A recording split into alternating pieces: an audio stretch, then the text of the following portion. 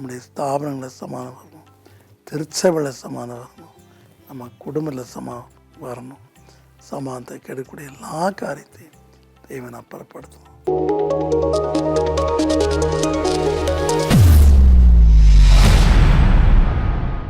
ஸ்தோத்திரம், praise the Lord. சமாதான தாபரங்களில் என் ஜனம் குடியிருக்கும். என்ன அருமையான வசனம் பார்த்தீங்களா? ஏசாயா 32:18. சமாதானம்னா வெறுமனே ஒரு அமைதி மட்டும் இல்லை, ஆனால் இங்கே அதை விட ஒரு மேற்படி சமாதானம். என் சமாதானத்தையே உங்களுக்கு வைத்து போகிறேன்னு சொல்லி ஏசுப்பா சொல்கிறார் இல்லையா? உலகம் கொடுக்குற பிராரமாக அல்ல அப்படிங்கிறார். யோவான் 14:27 சொல்கிறார். சமாதானத்தின் தேவன் தாமை எக்காலத்திலும் சமாதானத்தை தருவார் அப்படின்னு சொல்கிறார். நம்ம யோசிப்போம், நம்ம பிறன்ட்டோம், வியாதி இருக்கக்கூடாது, நல்லா படிக்கணும், அதில் ஒரு கவர்மெண்ட் வேலை வேணும், இல்லை ஒரு நல்ல எக்ஸ்போர்ட் வேணும், நம்ம கை நிறைய சம்பாதிக்கணும், இப்படி இருக்கணும் அப்படி இருக்கணும், அப்போ நம்ம நிம்மதியாக இருக்கலாம் அப்படின்னு நம்ம யோசிக்கிறோம். ஆனால் அது அல்ல சமாதானம். முதலாவது உள்ளத்தின் ஆழத்தில் நமக்கு சமாதானம். சரியா? நான் அடிக்கடி சொல்லியிருக்கேன், நம்ம மனசாட்சி நம்மளை குத்தக்கூடாது.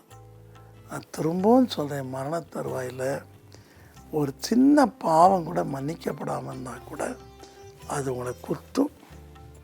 உங்கள் மனசாட்சி மழுக்கி இருக்கலாம், மனசாட்சி சட்டை பண்ணாமல் நீங்கள் வாழ்ந்துருக்கலாம், ஆனால் அது உங்களை குத்திட்டு நீங்கள் தப்புக்கு எங்கே போகணுமோ அங்கே போயிடுவீங்க. அதுக்கு விதி விலக்கே கிடையாது. உலகத்தையே மாற்றிடலாம், நல்ல ராஜ தந்திரம் பயன்படுத்தி நம்ம உலகத்தையே மாற்றலாம், ஆனால் மனசாட்சியை மாற்ற முடியாது. இந்த சமாதானத்துக்காக தான் ஏசப்பா தம்மையை சிலுவையில் அறை ஒப்பு கொடுத்தார். அவருடைய ரத்தத்தினால நமக்கு சமாதானம் கிடச்சி. அடுத்தது நம்முடைய சமாதானத்தை கெடுக்கிற பிசாசு நல்லா இருப்பாங்க. கோபம், பொறாமை, இந்த வீட்டுக்காரன் இப்படி இருக்கானே, இவங்க பிள்ளையெல்லாம் கல்யாணம் ஆச்சு, நான் எப்படி இருக்கேன், எப்படியா அந்த வீட்டை அழிக்கணும் அப்படின்னு சூனியம் வைக்கிறது, மந்திரம் வைக்கிறது, ஏவல் வைக்கிறது, கூடு விட்டு கூடு பாய் மாயிடம் அனுப்புறது, வீட்டுக்குள்ளே அனுப்பும்.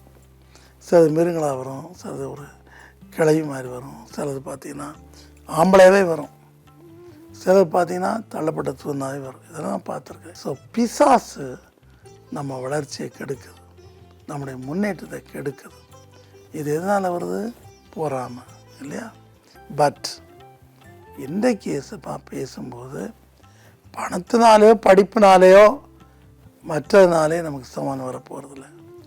நமக்கு சமாதானம் உள்ளத்தில், குடும்பத்தில், பிள்ளைகளால் சமாதானம் வரும். அந்த சமாதானம் எப்படி வரும்? ஏசாயா 48:17. அவருடைய வேதத்துக்கு முதலிடம் கொடுக்கும்போது, பிள்ளைகளுக்கு ஜெபம் பண்ண கற்றுக் கொடுக்கும்போது சமாதானம் வரும். பிள்ளைகள் தானே நல்மார்க்கத்தில் நடக்க ஆரம்பிப்பாங்க. ஏன்னா அந்த சத்திய வேதம் அவனை பரிசுத்தமாக்கும், வாலி வயசில் பரிசுத்தமாக்கும். சங்கி 119:11. ஸோ அது மூலம் நமக்கு சமாதானம் கிடைக்கும். பரிசுத்தாவே நமக்குள்ள பேசும்போது நமக்கு சமாதானம் கிடைக்கும். அது மாத்திரம் இல்லை, அவர் நம்மளை வழிகாட்டும் போதும் நமக்கு சமாதானம் கிடைக்கும். இதைத்தான் ஏசாயா தீர்க்கதரிசனமாக சொல்கிறார். என் ஜனம் சமாதானத்தாவணில் குடியிருக்கும். அவர் நிமித்தமாக நம்ம துன்பப்படும் போதும் சமாதானம் கிடைக்கும்.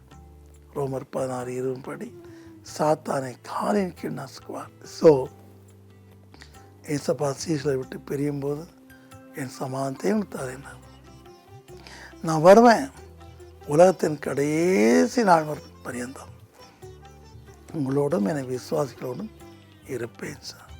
அதான்ப்பா பீஸ் ஆஃப் மைண்ட்.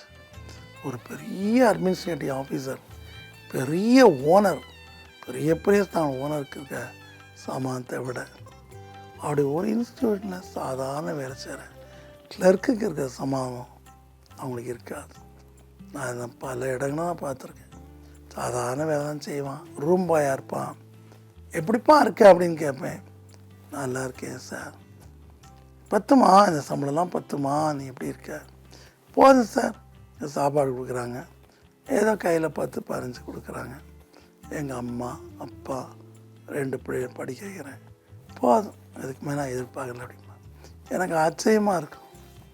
நீ முன்னேறணும் ஆசைப்பட மாட்டியா? சார் எனக்கு படிப்பு வராது சார், இந்த வேலையும் இருக்குது, அது போதும், யார்கிட்டையும் வம்பு இல்லை, எந்த விதமான கெட்ட பழக்கம் இல்லைன்னு சொல்லுவான். ஸோ இப்படிப்பட்ட சமாதானம் நமக்கு வேணும். நம்முடைய ஸ்தாபனங்களில் சமாதானம் வரணும், திருச்சபையில் சமாதானம் வரணும், நம்ம குடும்பத்தில் வரணும். சமாதானத்தை கெடுக்கக்கூடிய எல்லா காரியத்தையும் தேவன் அப்புறப்படுத்தணும். எஸ்பிரை அன்பின் கர்த்தாவே, நீர்தான் சமாதான காரணர் என்று மிகா இந்த சொல்றப்பா. நீர் கொடுக்கும் சமாதானத்துக்கு முடிவில்லை என்று சொல்லி ஏசாயா 9:7 சொல்கிறப்பா. நீ சமாதான பிரபு. இந்த உலகம் வர வர சமாதானத்தை இழக்கிறதப்பா. எங்கே பார்த்தாலும் யுத்தம், எங்கே பார்த்தாலும் சண்டை, எங்கே பார்த்தாலும் தன்னுடைய அல்லாதவர்களை வெளியேற்றுதல், கொலை பண்ணுறத இந்த மாதிரி நான் பார்க்குறோம்ப்பா. குடும்பத்தின் சமாதானத்தையே கெடுத்துறாங்கப்பா. இந்த சமாதானத்தை கெடுக்கிற அத்தனை காரணம் இயேசுவின் நாமத்தில் நான் விரட்டி அடிக்கிறேன். ஒருவருக்கு ஒரு பாசமாக, ஒருவருக்கு ஒரு விட்டு கொடுக்குறாய் மாறும்படி செய். நம்முடைய சத்தியத்தை நன்கு படிக்க செய். நம்முடைய அபிஷேகத்தை ஊற்றும் ஜனங்களுக்குள் நீடித்த சமாதித்தார். குடும்பங்களுக்குள் வரும் எல்லா பிரச்சனையும் சமாதானமாய் தீர்க்கக்கூடிய ஞானத்தை தார். சமாதான வாழ்க்கையிலே நடத்தும். உமக்காக பாடுபட்டு ஜெயிலில் இருந்தால் கூட அப்பப்போ உடைய பிரசனத்தால் அவனை மகிழ்வித்து மோட்சத்தின் மகிமையை காண்பித்து சமாதானத்தை எடுத்தார். நேர்கூட வாரம் எங்கள் தேசத்திலும் மிகுந்த சமாதித்தார். இயேசுவின் நாமத்தில் தாழ்மையோடு வேண்டிக் கொள்கிறோம் பிதாவே. ஆமேன்.